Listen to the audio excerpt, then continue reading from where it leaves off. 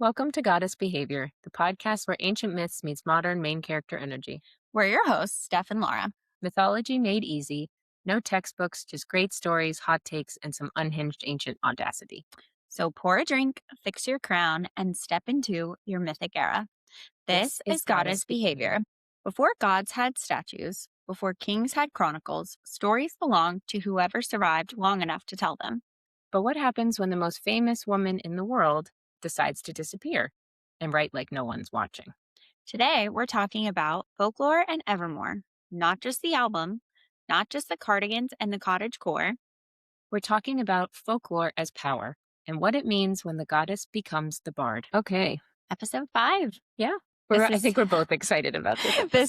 This is one we've been looking forward to doing since February. Yeah. Yeah. We wanted to really go into like pop culture and try to find a way to fit our podcast into pop culture because that is something that I think we see it all the time. Yeah. As people who like mythology and folklore.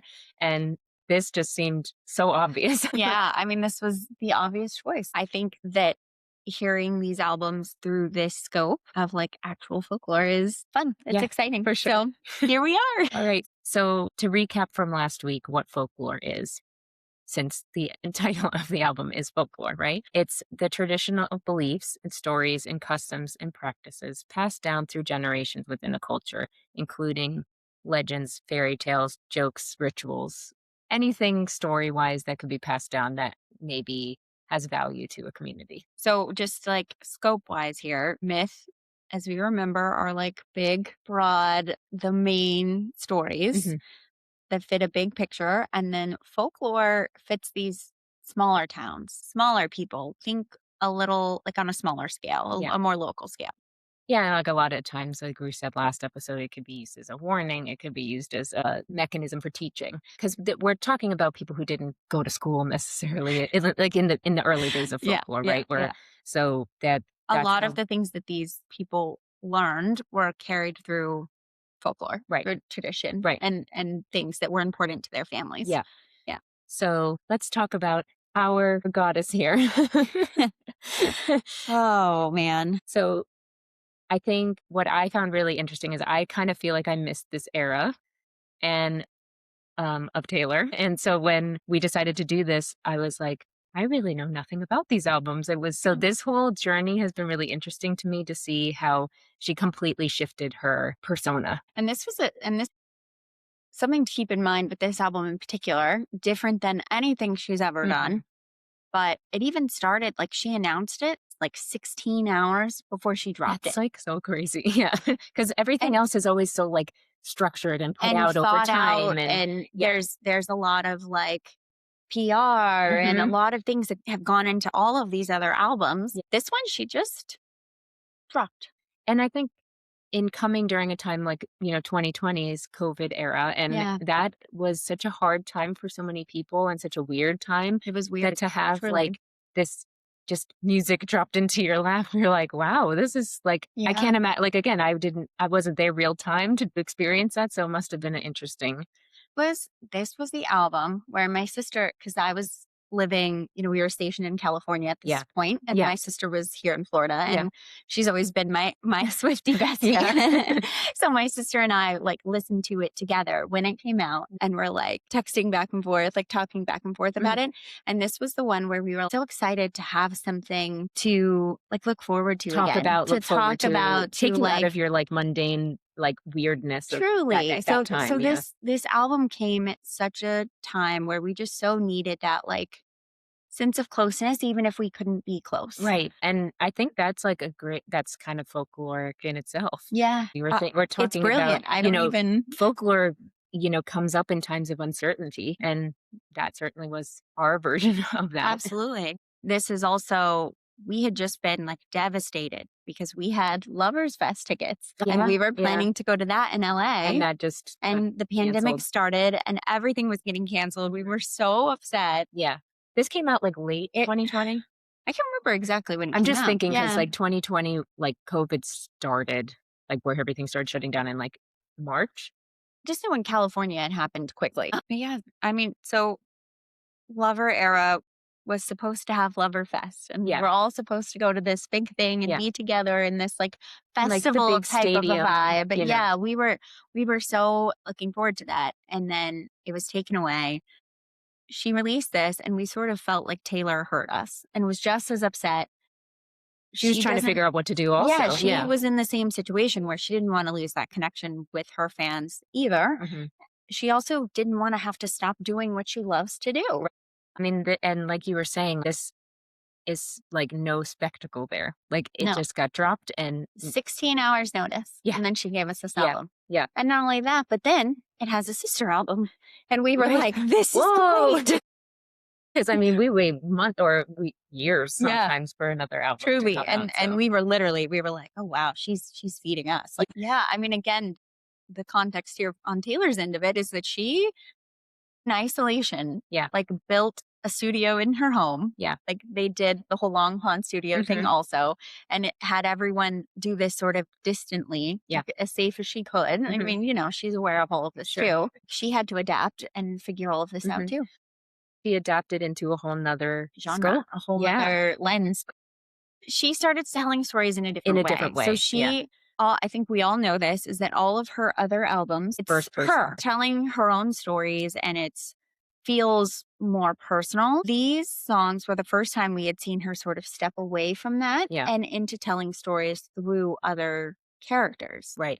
Now, as with folklore, is that we know there's always a piece of folklore that's true, or from a certain that perspective, happened or for this person. Right. There's always a piece of reality, a piece of truth hidden in folklore. Right. And what that means for her, we'll see as we keep moving here. But I think we have like two versions of folklore stories. Like one that's exactly the story of how it happened, and then there's another side where it is like a concealed version of the truth. So, and I think she does that really well in both ways, to be honest. So, and we'll get into it. So I'm excited. Yeah. So as we said in the beginning, what's a bard? For the people who don't know, because we're like, you know, we're a little nerdy like that. We would know. Yeah. So when we are talking about a bard, my head immediately goes to like The Witcher, with his guitar, as he like singing travels and kind of follows the main character and tells his story. Yeah. And then we later see how this girl is remembering him through these songs of the bard. Right. And they're painting that like full circle there. I actually just thought about too, in like Hunchback of Notre Dame, like the jester also has like, he's like the bard in the story a jester too. Yeah. So a jester can bard too. Yeah. A performer. Yeah. Is a performer that either goes around to different towns or in a court. Works in a court, like a king or a queen. A jester. Yep. So the bard was not a celebrity themselves. They were focusing on the story. Like they were not going around town to town being like, this bard is coming. It's like, I'm here to tell the story, and this is what's important. He was the vessel. The bard is the one that spreads the information, if you will, like back before it could be shared in this way. So they're he's the one talking about the legend, the witch, the the ghost, point is the story, not him. So and in this case her. So I think you see bards, like we were talking about, show up in more than just one place, right? So like the Grimm brothers in the Black Forest, they're telling stories about witches and Hansel and Gretel and things like that. And the Greeks had Homer talking about Troy and the Odyssey, and Homer's Homer's a bard is interesting. And like Taylor is in this situation where she's, has all these stories to tell. This is the best outlet that she found to tell them. Yeah. I think it's the first one that we've seen where she's not talking, like we were saying before, not talking about herself. I think that the bard possibly could have had more power than the king, because they held all the authority to change the narrative between stories, and not to discredit themselves, but to change the way that people saw things. It was a more localized version of a story. Yeah. So like the king could tell you one thing, but the bard's going to explain it in a way that maybe is more accessible, and also maybe in a way that it relates to the people themselves, instead of just this more general notion of what should be told. Right. Which is fun, because I think with Folklore and Evermore, Taylor really tries to do that. She really tries to reach us in sort of these localized situations. Yeah, for sure. and makes it like she's humanizing these stories. Like she's She's making giving them life. right, Yeah. right. And I think a lot of people can relate to them without having even necessarily been through the Oh, experience. totally. Yeah. Yeah. She does a good job of telling stories in a way that you're like, I've never experienced that. And I've had some of these songs where I felt that way. Oh my Where I'm gosh. like, that's not me, but I know people who are like that, or I understand how somebody could be Yeah. that way. So Yeah. yeah. Honestly, it's like illicit affairs. You want to Yeah, like scream I've it. never had one. Never had that. But like, But do I scream that with oh, my whole gut? yes. I do. Yeah, I Yes. do. Exactly. Because you can't not. Yeah. And she does that very well. Yeah. Yeah. And I think something that we noticed that I thought was super interesting was this lowercase. And something that I think maybe people miss Yeah. is that the album names, the track Yeah. names are all lowercase. I mean, I noticed No. it as we were writing the notes because it Yeah. kept autocorrecting it. And I Well, was like, this is not Coney Island. Oh, You're like, Coney okay, I know Island. it's Yeah. a place. Stop Yes. trying to shift it. Yeah. So having these songs being all lowercase, Yeah. to me, so if something is all uppercase, it's yelling. Yeah. Yeah. So something that is all lowercase is whispers. Right. It's these quiet stories, these quiet moments. Right. That while relatable, they're not being screamed at you that they're important. They're important Yeah. in their own space. Right. And then you layer that these were created in isolation, Mhm. in like such a period of isolation without any promo, just all of it. Dropped like anonymous stories. Yeah. It's brilliant. Yeah, for sure. Yeah, and it like fits with the whole vibe of like everything being, candlelit and it's Yeah. cozy and She created like this whole world in itself. Yeah. She really did. So with these albums, it was a really big and I think deliberate Yeah. departure from her more like poppy, showy. Like she's trying to like in Reputation, she's defining her identity. It's very like clear, bold, almost all caps, if you will. Yeah, compared that to- would be the all caps album. right. Yeah. And this one, she's doing the opposite. She's making it more subdued, more about the story, less about her. Yeah.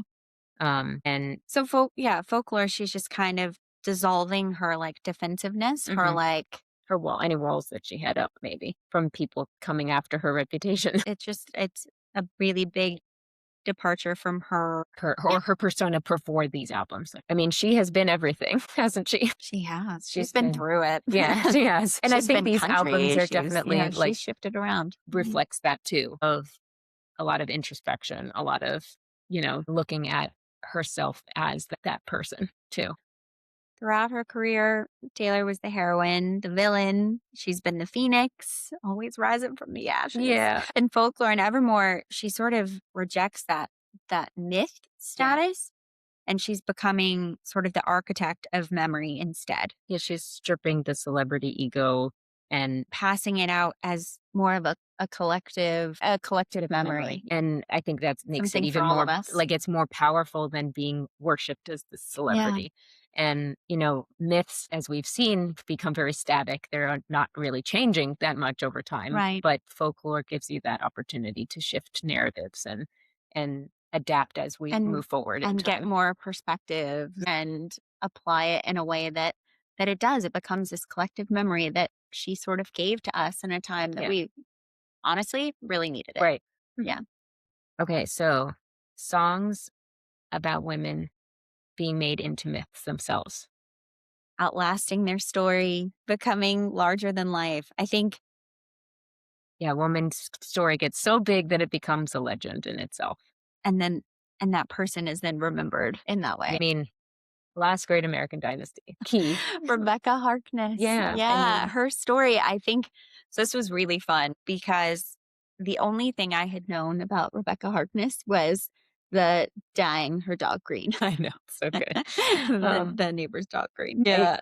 I mean, it's just so cool how she's telling the story like through the whole song about who this woman was. And she's just like iconic, like just an iconic human. And I love that Taylor bought her house because she's also iconic in her own way. So she can relate to the story, Oh, yeah. of her. And it's so fitting and appropriate that she would buy her house. yeah, like Rebecca Harkness is this wealthy socialite who inherits this fortune from her husband and he dies young and she just does whatever she wants and people don't like it. small New England, like Watch Hill is Yeah. a very small Rhode Island town. Yeah. And there's just something about New England that outsiders are hard for them. Yeah. Like, I think it's a general thing for most places, but I mean, in that kind of a specifically place there, where things are the way it's, they are and that's how they're supposed to stay. and so Rebecca Harkness was seen as this woman who came in and sort of like shifted, ruining everything. shifted like the town. Like she was a disruption to Yes. them, Yeah. and how they do things and the things that they accept in their country club that they wouldn't let her Yeah. be a part of. Right. Like, Yeah, and I think the coolest part is that she's just living her life. She's doing her thing, Yeah. having a party, having fun, doing even despite disrupting everybody else's. right. She like didn't seem to really change anything for her. She was just like, okay, I hear you. But Well, she's her own person, and I think Taylor probably can relate to that. Is that you have to cancel out the noise of the people who are saying negative things or oh saying my you're not gosh. doing it the right way, because that's the only way you become legend. Yeah. Not that I think Taylor's actively trying to do that, but just That's just what is happening. that's just her attitude about life in general. Yeah, I think when yeah. you hear an interview of her talking, you can tell that she's just like, I don't care. I don't care what people think. Yeah. And I think until Taylor told her story in this way, Yeah. that town had painted her with this sort of like negative connotation that the gossip around her Yeah. Was also had negative. constructed who people remembered her to be. Mm-hmm. And so Taylor takes that and flips it. Right. And it's like, okay, well, what if that was really fun? But if actually she was having the best time and everyone else was the problem. And she should live on in that way. Yeah. Because that's what Taylor's doing. Right. Right. She's changing her story to be a one of this fabulous woman who just didn't fit in. And that's it. Yeah. And I think villainized for Rebecca can't come back and reclaim her narrative. Taylor can't. She's doing it for Yeah. her. And I think that's something too that we see in like where she's retelling other people's stories to make them into these legends, right? Like Marjorie, her grandmother, she does such a great job of like encapsulating how people feel about somebody who means a lot to you, that is close to you that way. Yeah. Like every time I hear that song, I just bawl my eyes out. I know. Because it just hits in such a way. It's one that I when it comes on, I'm like, I'm fine. We're fine. We're not going to cry in the car today. But I love it because it is so relatable. So like, even if your grandmother was not this famous opera singer, it's not even about she applies it so well to where it can still strike. Maybe you've just lost someone you really love, you really care about.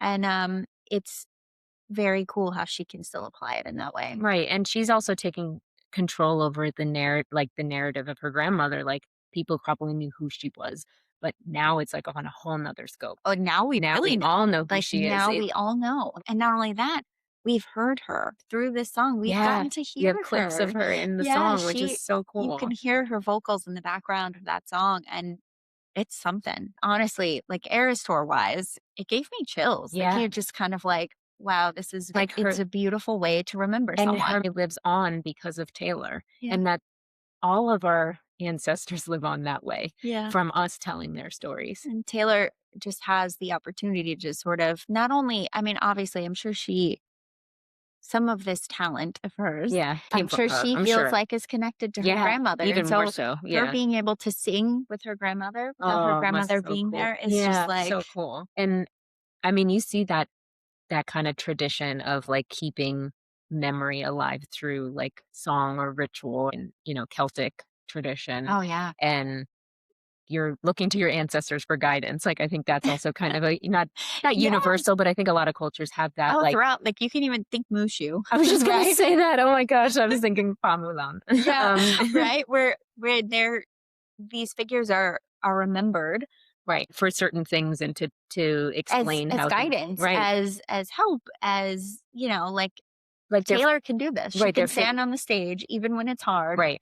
And see, I don't know how she could stand on the stage and sing a song. I would cry. They become their own folklores, like each of these ancestor figures. So it's a really beautiful way to carry someone on. Another infamous woman who up until literally 2 weeks ago was nameless.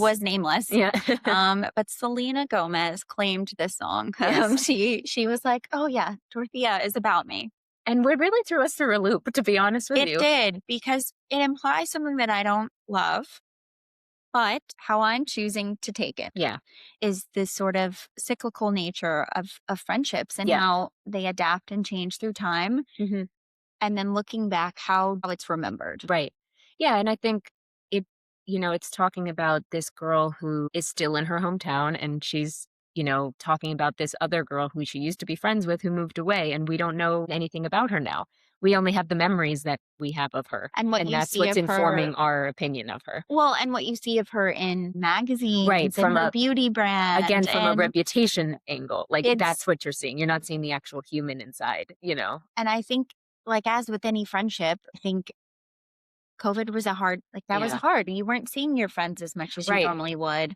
I think maybe they didn't necessarily like the person you were with, or I think even in their situation, for example, like Selena and Taylor probably only saw each other at like award shows or things like that, and then it was all taken away. Yeah, in a time where they're maybe not as close, I guess. Yeah. So like those were opportunities where maybe they could like try to repair that, and then COVID happens, and then they're not takes it away, having that choice. And I think it actually probably helped their relationship at a certain point, because I think you have to make the effort at where if you're losing connection with people in a space where you physically can't be together, you have no choice but to reach out in a different way. I mean, I think initially I definitely thought of Dorothea as this like sweet song about friendship. Yeah. And sort of in recognizing that things shift and change and people grow. Yeah. But applying it to Selena was tricky for me. Yeah. Because I think Dorothea ends in a way where you're like not sure where the other person is now. Well, and the memory is biased, right? Totally. So, maybe the narrator's version of Dorothea is this sweet version. Like, but is she actually like, we don't know. I'm not even saying that it's the opposite. It's just we're not given that other viewpoint. Totally. It's talking about this like sweet memory of somebody, but it doesn't mean that that's how the relationship would be now. Yeah.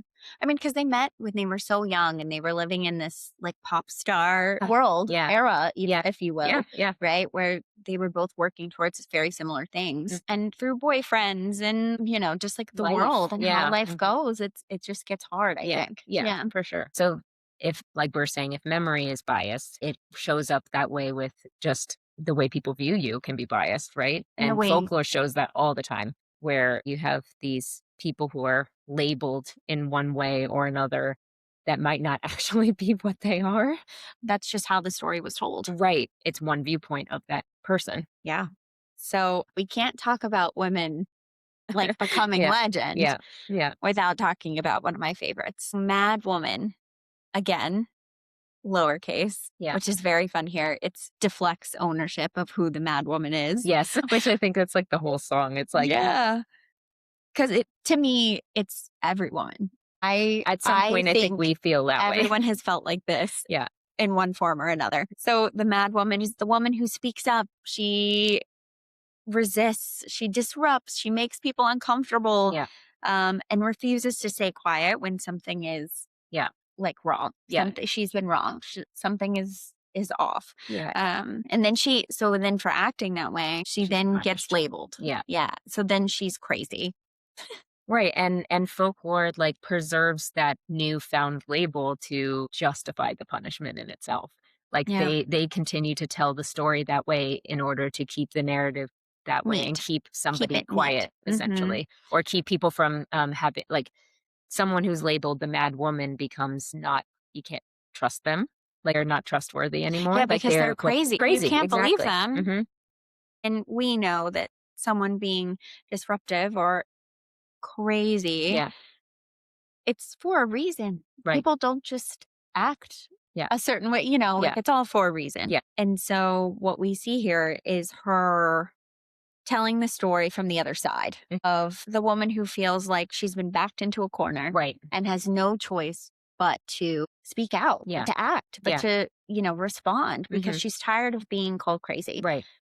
Because she just gets more crazy. I think as women, you can understand that. You're like, okay, you're making don't you made me like why are you making it worse? Like, why do you keep calling me nuts? Every time you call me crazy, I get more crazy. Exactly. Because labeling someone in that way, like it does. It makes me mad. Yeah, it's like Just calm down, Laura. I can't. It's only going to make me feel like I will not. No, it's just, Yeah. I think that that's such a, at least in my brain, that's such a universal like woman feeling. Yes, that for we're sure. like, yep, been there. Yeah. I mean, and like you see it in like the witch trials, right? Like Oh my gosh. all of them were literally like told, oh, you're doing something, you're dressing too boldly, or you're speaking out of turn, or you own a tavern. Like it's something you got your menstrual cycle. People feel uncomfortable. Those are all things that I think all of us have done at one point, and somebody has said something, and you're like, okay, and like, what's your point here? Yeah. And a lot of the time, there's no concrete reason. It's just because we made people get unsettled. A man felt uncomfortable. Yes, exactly. Yeah. And I think seeing that represented in a song where you're getting the woman's side of it, because most of the time you don't. You get the other side where she becomes the villain. So you're seeing it in a different light.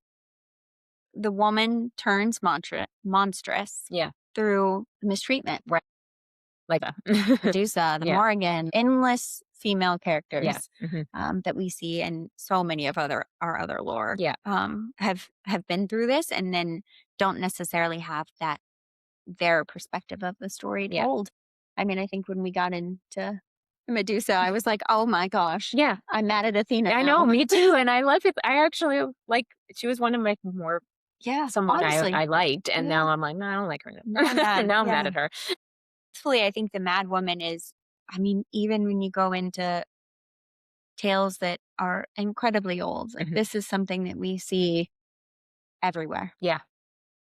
Over and so over. Glad it's a universal woman experience, and it's not just us. Speaking of like turning something on its head, right? We can go into these murder ballads, right? Oh, a murder ballad. So making a legend out of a woman that way, right? Yeah. So no body, no crime, right? The woman gets to be the avenger. She gets to avenge it. That's how Taylor takes it, instead of the woman being just the victim, and that's the story, to the woman avenging someone. The woman gets to stand up friend's victim, and help their friend. Yeah. Goodbye, Earl. Like, yes, that's exactly what it reminded me of. Like, I love first folklore. Like, so I'm good. Just like, it's so good. No body, no crime to me is the Mad Woman acting. It's the Mad Woman taking control of her narrative, which again, we're seeing a pattern here where Taylor has flipped a narrative, flipped a story, and then like, no, we're going to remember you for who you were. Not for this legend that we've created about you. Yeah, because I had one, like a specific example of this Naomi Wise, who was a woman in North Carolina in the 1800s, and this murder ballad was created about her. She was pregnant and she was killed by her lover, murdered by her lover. And the story became this ballad to like tell women they have to be careful. And it's like, wait a minute. We weren't the problem. That's not the problem here. Like it's just domestic violence, right? Yeah. And so Taylor being able to shift it to make this similar type of story about someone avenging her is just like the antithesis to the original version of folklore. Oh my gosh. Yeah. So she really, I mean, again, I think this is something we will obviously continue to see with her, but like she does this very well. Yeah. Where she's like, no, the other person's story matters too. Yeah. Their feelings, their like, that person mattered too. Yeah, for sure. And I mean, she does this in Closure really well. Oh my gosh. She flips it to be like, normally we're getting, I need closure from a situation. This is what I want. And she's like, no, I'm okay. Nope, I'm good. refuse to grant you the absolution that you just so feel like you're entitled to. Right. I think that's part of the like with all of this, I need closure. Yeah. Okay, well, maybe you do, but maybe it doesn't serve that other person. Right. And that other person, like, it's okay to walk away. I mean, I had that. Somebody came back and apologized to me later in life. And I'm like, why? Well, 17-year-old version of me was happy about that. Right now, I care less. Done. I could have done without that. It really doesn't matter necessary. to me. Yeah. So I can definitely relate to that one. The woman is, I think so often it's just like expected. I mean, not of anybody, No. it's expected. Yeah. To forgive the person that has wronged you. Yeah. But the reality is that it's okay to leave a situation that isn't serving you the way that it should. Yeah. And that isn't, maybe the person doesn't show up the way that you feel like you finally come to terms with how you were to be treated and how what you feel is right. And that person doesn't match that. Right. And it's okay to walk away. There's no redemption arc here. It's just, Nope. okay, thank you, bye-bye now. Like, moving on. Yeah. Like, I can move on. I've already moved past this. This is helping you, not me. Like, and that's it's okay too. Yeah. Mhm. So, But there's value in that. There's value sure. in owning your own truth there, that it's okay. It's time to go. yeah. Peace.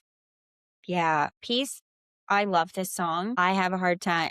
Peace makes me sad. Yeah. Oh, yeah. I mean, I think because I think this is one that people relate to her specifically Oh yeah. because To me, there's no there's way to not. no way not to, right? I mean, when you look at like a woman in power, a queen, you know, The somebody legend. who's When the woman is legend, already right, already legend. legend, she has to justify how her life is and Yeah. how to be with somebody who maybe doesn't understand. And her legend becomes it's treated like it's a burden. It's a burden, right? And to those around her, to maybe even like she starts to feel like it's a Right. burden, and it's hurting her, and she's trying to decide, like she's standing on the cliff and she's just trying to decide, like, what is right?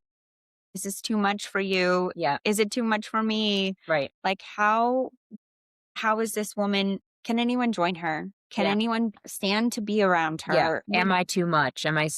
I come with a story that you can't escape. Taylor herself as the example, she comes with a lot of history and baggage and things that people, not baggage in a bad way, but just life. Her reality, right? Her reality is much bigger than the average person's. Normal. Like, well, and I think, the only difference is that she's lived her life in the public eye. More people know her story. I think she actually has gone through a lot of the same stuff everyone has. Oh, true. She just hasn't been living under a microscope. I think if somebody, is seeing that as a threatening thing, that everyone knows your business, you can't be with somebody like that you her. don't. It doesn't work. Or if you are uncomfortable with cameras being in your face, or people yelling at you on the streets, like I could see it being hard. I'm not. Oh yeah, it's not an easy it. thing. Yeah, but if you're going to be with someone like that, you have to be able to accept that, and then sometimes the awareness of the situation isn't enough. And in this song, she's questioning it. Right. She's saying, for sure. okay, I'm telling you, it's all out there. I'm laying it all out there. Like, but is that enough? Right.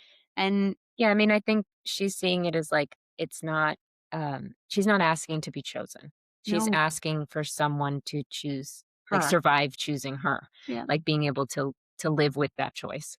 And the fact that she frames it in this, like, it's such a sad way to frame it. Like, she's not any worse for asking for it. I think, again, like I said before, she's just owning it. She's just a girl. Yeah. At the end of the day, she's just a girl like all of us. I mean, she can give someone such an amazing life, and she knows that, and she says that. Yeah. But it also comes with a cost. Is it? Yeah. Is the cost, is the flip side of this, if you will. Yeah. Is it going to be deemed worth it? Yeah. And how that's tied into her self-worth, and what does that mean for her as a legend? Yeah. And I think that's where, like, this being on Folklore is just so, I'm just like, I know. But peace. So for me now, right now that we have Life of a Showgirl, I've come to peace with this. Yes. So this is fine. Yes. Like, now she has Travis, and his fishbowl can be with her fishbowl. Yeah, it's all good. It's all cycled back around again. Yeah. Now they're in an aquarium. Made an aquarium. And they get to be in the public eye together. And it's something that he can fully relate to. I was going to say, I think that is, she needs somebody who was at the top of their own field, and that's why they work so well. Honestly, I think that's because there's just no threatening there. No, he's in his lane, and he's the best at what he does, and she is in her lane and is the best at what she does. Yeah, and they just support each other doing that, and that's it. And they're able to show up in that way, and so the woman can be the legend. Like, now she found her person, right? And it's okay, right? To accept her as this legend. Exactly. I think the tricky thing with, like, folklore, right, as far as storytelling, is that you're only given one side of it, right?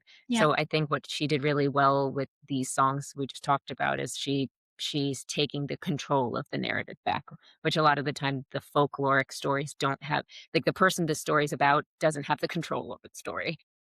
Yeah. Like with Melusine. I mean, we talked about Melusine and how it wasn't, she can't control that she transforms. Right. It has nothing to do with her. Everything was going really well. She takes care of her people, the town. She has multiple children. Everything is going really well. Yeah. But the part that she can't help gets villainized and scrutinized. Yeah. And then she has to leave. Taylor's been in so many eras, but like she's been the villain, the muse, the scandal. Like she's been all of these things. So telling these different perspectives maybe isn't easy for her, but she can put herself in different viewpoints from a perspective of like if anything, I see it audience. being really like cathartic. Like, what we see is there's a specific type of folklore story across all cultures. I mean, this narrative is an old one. Yeah. The moment a woman stops being a person and starts becoming the story, where it shifts from into legend, not because of who she actually was, but because of what people say about her.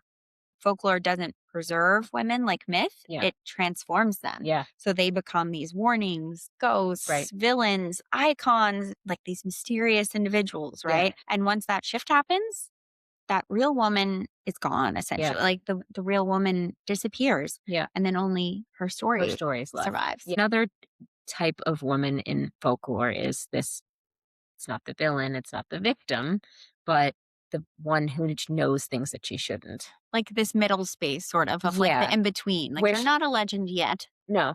And there's the one that has this pull before things actually happen. So intuition, right? Yeah. The village doesn't quite trust what you're saying, but they're still listening to it. Yeah, these songs with like enchantment and prophecy and knowing things you shouldn't, but at what cost? Right. And in folklore, like magic isn't just spells and potions and like what you think of magic, it's just things that are misunderstood. Intuition, fate, connecting to nature, invisible forces that are guiding you.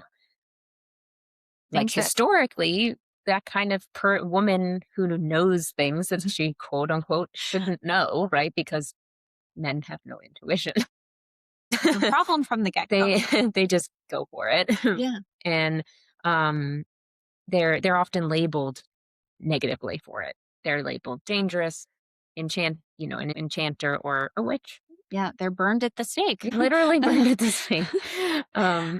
So misunderstood. Magic just leads to confusion for people, I think. Yeah. I mean, and it's normal for people to be afraid of the things that they can't understand. Sure. Yeah.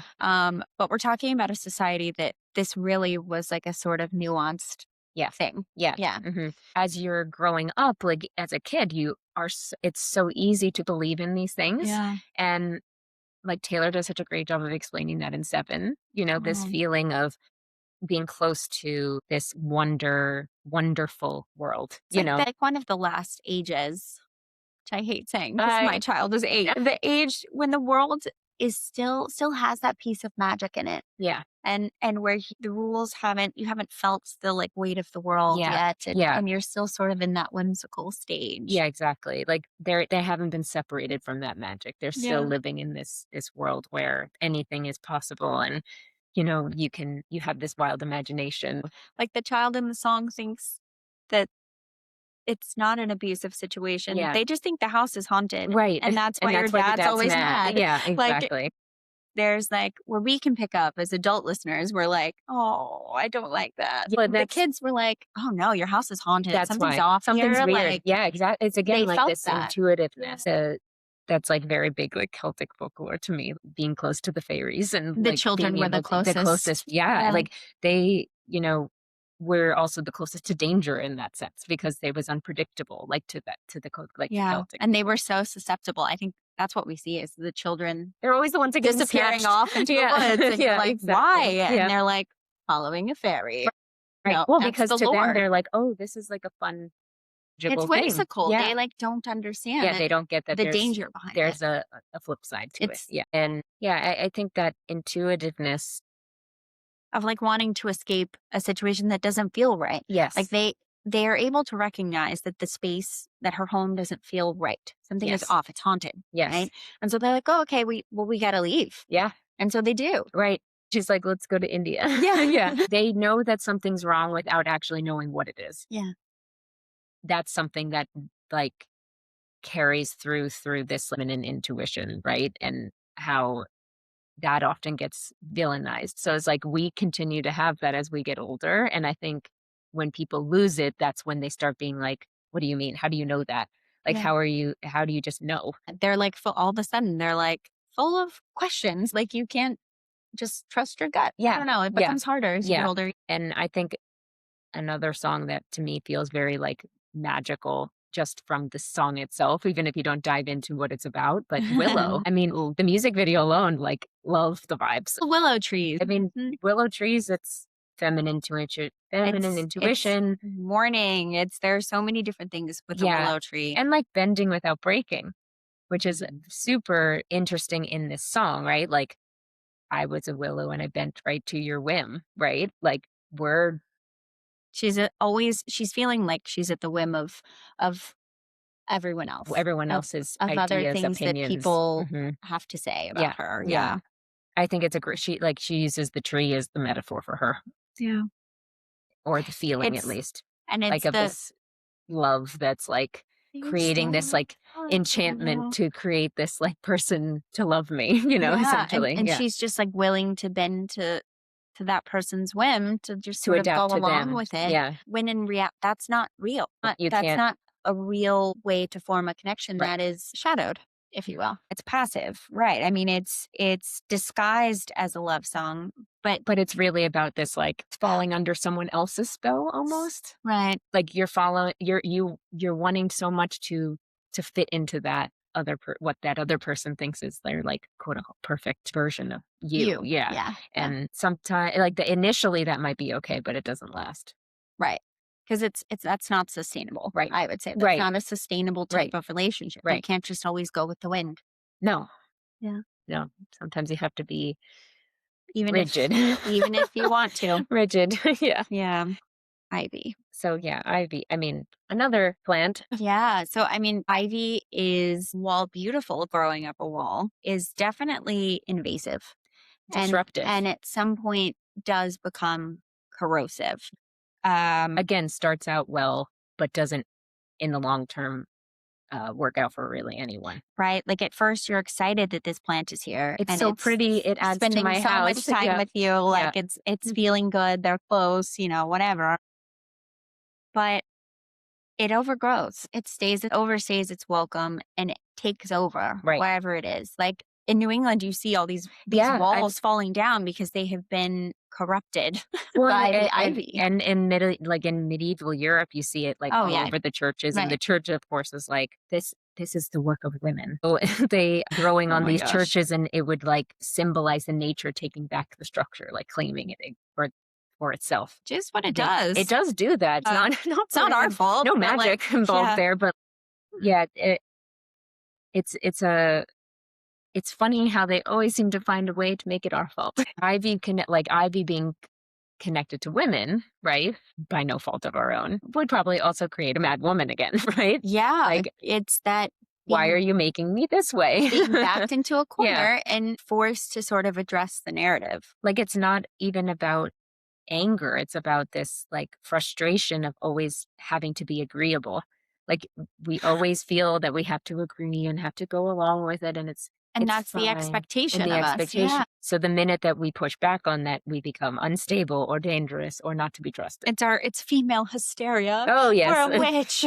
And once you've been labeled that, it's very hard. It's hard really for them to unhear that. And we see that even like Victorian, we see it where these women were like literally institutionalized. Yes. Wow. Okay. Yeah. I mean, like full of women who just were maybe a little angry. Like maybe just annoyed. And maybe you mislabeled her. And also like, so women were, as we were saying, like accused of witchcraft, right? Like just having knowledge of like the herbs and how to use them, and medicine women, right? Yeah. Like there's no magic in this. It's just learning. It's science. Right. And it's like, but because it was coming from a group that is not to be trusted to begin with, not valued. They're immediately things that, and I can sympathize with this a little, is that people have a hard time believing in things without proof. Right. And so it's a threat. This knowledge was deemed as a threat. Yeah. Even though it was science ahead of its time. Yes. And so they're labeled, they're villainized, they're witches. Yeah. I mean, they were accused not for what they did, but what they knew. Right? Yeah. Like they knew these things that the men didn't, and they didn't know what to do with that. They had no idea. Yeah. So if the mad woman is the witch who's accused, right? Accused witch, my tears Ricochet would be her coming back to haunt them. It's the ghost. Yeah. Yeah. Then in my Tears Ricochet, she's the ghost. Yeah, for sure. Oh my gosh. Like she has become this ghost of. She returns to like, it's almost like in a warning. Yes, a warning of like, just because she's not the witch, but she's the ghost that the village has created, essentially. I mean, the restless dead, if you will. Yeah, which I think that's what we see is people who were treated unjustly come back to haunt you. That's what a ghost is. Because if you're not, if you're a die in a way that's, you know, has closure for you, right? Then you're done. You're fine. Your time is done. You move on. There's no haunting happening. But if you feel like you've been wronged in some way, there's your ghost. Yeah. Yeah. And yeah, like the village tried to define her as dangerous while she was alive. So now they can't escape her after she's been gone. My Tears Ricochet is just that's a song that there's a lot can gut you. Yeah. I mean, it is a track 5. Sure. So we do see that as that's what she does to us with those tracks. But yeah, the villain made her dangerous when she was alive, and they can't even escape her when she's gone. I love that. She comes back. Yeah. Well, it's almost like a karma, if you will. Well, and I will say we see this thing with Taylor and ghosts a lot. Oh, like my beloved ghost and me sitting in a tree. I thought my house was haunted. I used to live with ghosts. Ghosts in the corner. Yeah. Like it just, all of it is very, she really likes this idea, I think, of how she will be remembered. And will she get this peace where she doesn't have to come back and be a ghost? Yeah. Right? I never thought of it that way. But get to live as a legend, or does her story, does she have to stay as a ghost? Come back as a ghost. Recoup, if you will. I hope not. Poor Taylor needs a break. She's busy. Let her live her life. And I think if you're thinking about how she's connecting all the dots here through her career, right? And as she Easter eggs and how everything connects to one another, Invisible String is a perfect example of. She's weaving fate. Yes. Yeah. The unseen thread, right? Yeah. And that definitely is in multiple cultures. Oh, we see that. The fates are friends with the eyeball from Zeus. And the Norse gods had the same. They had the Norns, which is again 3, same as the fates. Like it's very similar setup. And East Asian folklore also has this red thread of fate. Yep. So it comes up for sure. Fate is a very important thing when the world feels so unsure. Yeah. So we see this idea of fate throughout lore and myth and legend and all of these stories. Yeah. It comes up a lot. I didn't know what the East Asian folklore one was with the red thread. I didn't know what it's specifically about soulmates. Being tied by an invisible cord. Mm-hmm. Yeah. Yeah. So that one is like, eventually it's tying me to me, you know? Like the other ones, it's a little bit more like fate as a whole. So your whole life, but that one was specifically about soulmates in that way. And I think it's pleasing to think of fate working that way, where it really, where it could be just this neat string that's tied to you. But I think as we see in Showgirl that it's not always that neat. And I think you can't tie a string around a rock. The cactus doesn't like the string. I also think it hurts you. That's why I think I like the weaving, because it's not a string that's in a straight line in my mind. Like there are many paths that this could be knotted off and gone in a different direction.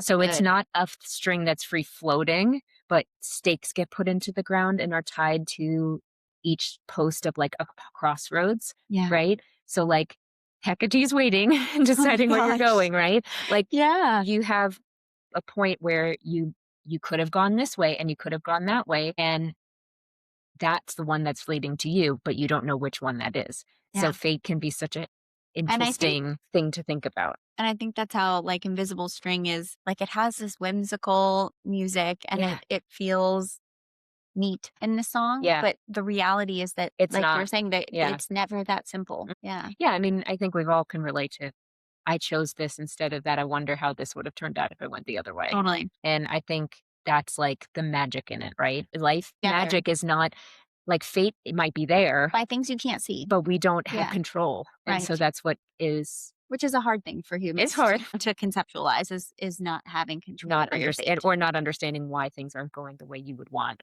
You're like, all I do is try. Oh no. Yeah, exactly. I can't help myself. I'm sorry. It's okay. So, I mean, I think what's important for our lens is that if folklore turns intuitive women into witches, it's worth asking why. For sure. Why were they doing There's this? a pattern, You know, for sure. a woman's knowledge sometimes just can't be explained, which men didn't like. Folklore doesn't call it intelligence. It calls it magic, right? So it's a different lens. Yeah. Yeah. Yeah. And if you turn the lens on yourself, a lot of these songs do that. Oh, these are the ones that hurt. Here we go. Painful. Yeah, here we go. Here we go. Am I the problem? Yep. Is it me? Is it me? It's me. Hi. This is where it becomes very introspective, if you will. Yep. Deciding is it where the woman decides if trying to figure out why things aren't going the way she wants. And realizing, wait, am I a piece of this problem? Right. Yeah. Because I think Taylor does a really good job of taking accountability for things in her own life. And I think she does that really well with all of these ones where she's using certain narratives to depict different versions of accountability in a situation. So like, again, this is me trying, right? She's admitting that she is not perfect, right? And that they told me all my cages were mental, so I got wasted, like all my potential, and my words shoot to kill when I'm mad. I have a lot of regrets about that. So she's saying, I know I'm not perfect at all. And that is, but she feels like she was put there. To do, right? She feels like she was put there. She's self-aware. She's a self-aware queen, but was she put in those cages? Right. And did she put herself there? Not right. And she's wondering herself. She's wondering this, right? Yeah. I mean, there's folklore examples of this too, right? Like the La Llorona from Mexican folklore. She's this weeping woman, and she's also a ghost. Yeah. Yes. Yeah. So she is said to have drowned her children, and she's like, oops, and just has been sad ever since. So she's like wanders the rivers and just crying, and she's defined by the guilt of what she did and her actions, right? So the idea is the same, right? I should have done something different. My grief is like grief of my decision making, I should say. And it's feeling heavy. Again, reflective, eternal regret and self-blame, Yeah. Taylor didn't even really do anything that we're aware of. No, but I mean, really so like in that case, there's a reason why she feels that way, right? In this song, not necessarily. It's feeling like this is not going in the direction that I want. How do I redirect? What do I do? Yeah, like what do I do when maybe I'm a piece of this problem? Right. Like I'm trying to fix it. How do I fix it? Maybe I do something different. Meanwhile, it's not always one person, doing the situation. And sometimes it leaves you the victim, like right where you left me. Help. So like you have She's this like stuck. It's again like ghost in the window, right? Yeah. She's stuck in time. And time is moving. Yeah, time is moving on for everybody else. But she's in this stationary moment where she felt like, whether it feels like she's imprisoned there, whether it feels like mentally she just can't escape that one place in time. Yeah. That part to me, I mean, it can go either way. She's a living haunting. Yeah. Sitting in a corner I haunt, yes. Yeah. I found this, like, she's become folkloric, but like Great Expectations, the book, right? And Miss Havisham. She's left at the altar. She stops all the clocks in her house and lives in her wedding dress forever, which sounds really uncomfortable. Leaves her entire identity behind because of this one moment of heartbreak. So dramatic, first of all. But anyway, yeah, but it was like that defining moment that she can't move on from. Can't move forward from. Heartbreak. I think that there are times where you go through something hard like that, where you feel like you can't. You feel like, how do I move forward from this moment? Yeah. So even if you don't get stuck in it, in this case, but situations can take some processing. Yeah. It can take some like time to kind of like deep breath. Yeah. Like a reflection. Yeah. What did I do? What's happening here? Yeah. I feel like she shifts it a little towards the end of that song. Yeah. Where she's like, I'm sure you've got a wife out there, kids, and you've moved on fully. Yeah. And so she's like, okay, but why am I still stuck here? Yeah. You've moved on. Yeah. What's wrong with me? Why can't I move on? Right. Why can't I leave the corner in the restaurant? Yeah. Like, exactly. She doesn't want that for herself either, but like, she's figuring it out. Right. We do see that in one form or another. Yeah. I think, again, this overlapping theme of figuring out why things aren't going your way, right? Or you feel like you're trying to do this or you're trying to do that and it's not the self-reflection. right. And sometimes Sometimes you just miss you feel like you're missing pieces. There are reasons why things don't go the way that you want. yeah, even when it's hard to sort of Digest that. Yeah. come to terms with. I think exile, again, it's the narrator recognizing that the situation isn't playing out Mhm. like she wants it to. Yeah. And knowing it's time to go. Yeah. Like, I've seen this film before. Yeah. Didn't Didn't like like the it. ending. Didn't like the ending. Yeah. You know, we've got to move on from this. We can't get stuck in this cycle. Yeah. And that's hard. It's hard to break a cycle. Anyone who For sure. I think a lot of us have been there where Yeah. something has to give, something has to change. Yeah. Yeah, and I think like folklore will put exile in as like a physical exile. I think in this it's more of like a mental Oh, exile, totally. like Yeah. I feel like I'm just lost. Like I've been pushed out so far that I don't know where, how to come back. Where do I Where do I how go do I from get here? back? Yeah. Or where Who do I am move? I when I get back? True. Just Hmm. what piece of it has to change? And do you have to change it all? And was she really the problem? No. Mirrorball. Oh my gosh. She's trying everything to make herself fit. Sometimes you just don't, right? Like it's survival through adaptation is a common theme here, right, in folklore. Like becoming what you Becoming what feel you like right, others want or women need. had to shapeshift socially and become what's expected, performed like they have to have performative likability, right? Yeah. They have to pretend to be a version of themselves to fit into society, right? And I mean, the mirror ball itself. yeah. Just shattered glass into a million pieces, Yeah. glued together, put on the ceiling Yeah. with a light, and it just dangles there. Yeah. On rotation. Mhm. And like Taylor was saying, like it's It's hanging there and it's there no matter whether people are looking at it or not. Yeah. It's performing whether Whether you have to be on the all the audience time. is there. Yeah.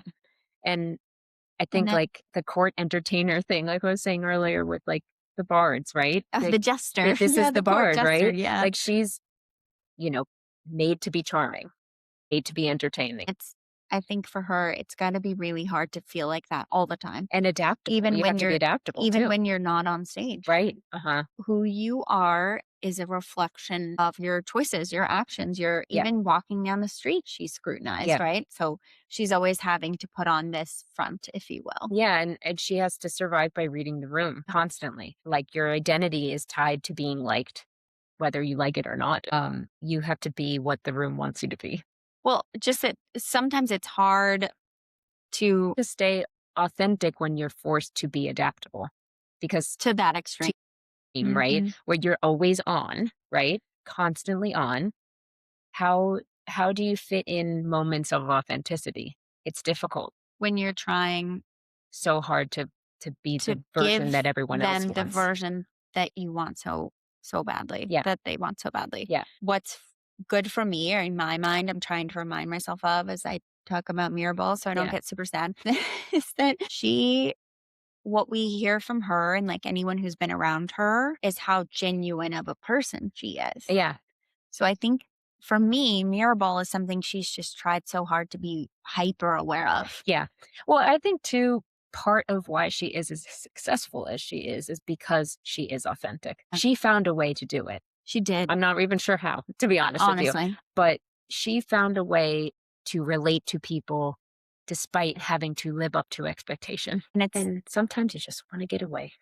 Sometimes you And I are can like, this is really heavy and I've had enough. Like, And this is I hard. need a vacation. Oh, yeah. Relatable. What a novel idea. A vacation. Relatable. Yeah. So then we see her in the lakes, sort of planning her exile, if you will. Yeah. Or like romanticizing her making it seem exile. like maybe this is something I do want. Maybe Yeah. maybe it's not the worst thing in the world. This is what my ending, if you will. Yeah. Ending. Ugh, I don't even want to think about it. But No. maybe that's what her ending looks like Yeah. is she goes to the lakes where Yeah. all her famous poets Yes. went to die. Yeah. And she's recognizing that she isn't there yet. Like maybe I don't Right. belong. I think it's also like reflecting on that, like, But I could. that like, she comes back from Reputation of like thinking back to that time of like, well, what am I doing now? Because nobody likes me anymore, Yeah. She's like, if I ever get back to that point, this is what I'm going to do. Like, that's what it makes me It's like think she of. has eldest daughter. Her Like escape she plan. just needs a plan. I think that's something that's super relatable. So to me, what it reminds me of is like the Selkie wife. So she, Irish. yeah, Irish, Scottish, Celtic, if you will. This all starts to blend together, right? Truly. So Selkies were seal women hybrids, like shapeshifters, right? Ooh. And the pattern of the Selkie, so it's not just one story, it's about them as a group, essentially. A man will steal their seal's skin and they'll transform into a woman. And they basically force them to be their wife and they become adapted to their, like, they have kids and they have a life on land, right? But it's like a short-lived thing because the minute she finds her skin, she's gone. She just leaves everything behind, Yeah. right? Ready to So go. even if it's heartbreaking for her, like even if she feels like, no, I don't know if this, like I'm not I'm ready yet. conflicted, right? Yeah. She still has like this call to the sea, right? So Even even if it breaks her heart, right? So she becomes a woman who's never fully belongs and is performing a life that's not hers. And I think sometimes probably Taylor feels that way of yeah. like, I don't fit in this. Like this is become too much, or that Sometimes I the wish weight I could just, has to hit her. yeah, Yeah. I wish I could just escape and not have to deal with the pressure anymore. Yeah. And I think sometimes like survival instinct kicks in, right? Where you then feel like, okay, actually, Let's regroup. this is Yeah. just hard. Yeah. I can endure this. Yeah. Like I can adapt and move Mhm. on from this. Yeah. And I think we see that in Evermore. It's the moment after a collapse, after you're like, okay, well, I've left this and that was really hard. Yeah. And you're sort of think like you're in a hole. Right. And you're like, all right, How well, do I what get do I out of do here? now? How Yeah. do I get out of here? Yeah. How am I moving forward? Yeah. You're not necessarily trying to be dramatic, Right. but you're like, okay, it's me in this situation. What do I do? Right. And you have this like emotional like you feel separated from the stuff that's going on around you. In folklore, you have these winter survival stories, waiting out the cold and believing something will return, right? So if you think about what we are just saying, you have this, you've gone to like a deep, not dark place, but like a somber place. And you're trying to figure out, how do I get out of this How somber do I place? get out of this? Yeah. And we all know that there is another side of it. Like eventually you do come out of it, right? Most people do. Yeah. Things are But very hard. Yeah. sometimes you just go through a time where you're like, I don't know why I feel this way, but I just feel off and I feel down and I'm not sure how to Yeah. get out of it. And I think most people have experienced it where you come back out of it again. Winter is the same way, where you're going Yeah. through this darker period where things feel stagnant or feel difficult or feel boring, for lack of a Yeah. better word. Cold, Yeah. dreary. You always have to remember that spring is on the other side. I had the example of like the Snow Queen is the representation of that, right? Like she's has this like heart, like cold heart, right? But she's representing that stillness, that, endurance through Through the surviving hardship. through all of Yeah. it. Yeah. And she's not being, again, no, it's not loud, it's not chaotic. It's enduring, right? And not collapsing because of something that's But difficult to survive. But surviving. Yeah. Next episode, we're stepping into the stories that don't survive. The loves that fall apart, the ones that were never meant to last, and the moments where there was no villain, just a quiet realization it was never going to work. If you enjoyed this episode, please follow Goddess Behavior and leave a review. It helps other legendary mortals find us. Questions are always welcome. No oracle required. Stay bold. Stay curious. That's Goddess Behavior.